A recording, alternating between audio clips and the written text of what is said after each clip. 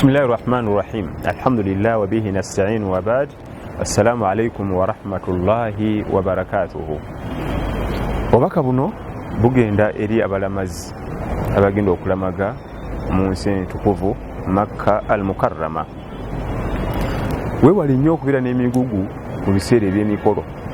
Obugugugugu zino bbaga ku mugongo, zino ku kibegabega, zino akitodde mu mikono, n'essimu, alina taabu, alina paadi.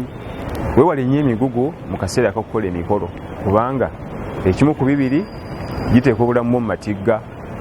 Abantu ebiseera ebisinga by'owulira ebya sitampiidi ebyo biba Allah tabaaraka alina kyaleese, ebiseera ebisinga balina emigugu ebasookayo ku ttaka.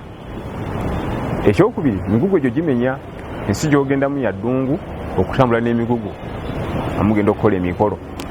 Emigugu gimenya, gikooya, era ebiseera ebisinga abamu atuuka n'agwesuulira kennyini nga gumumenya. N'omubuuza nti ate omugugu ogusudde?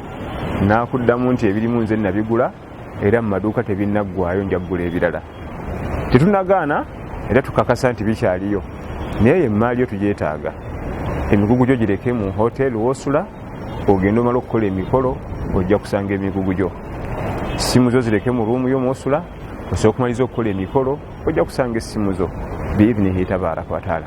Mmaliriza nga nkwewaza emigugu anaalamaga naddala mu kaseera ak'okukola emikolo nga tawaafu, okwetolola Baitullah, ennyumba ya Allah, ng'ogenda ku ramyul jamarat, okuba ebiwaji.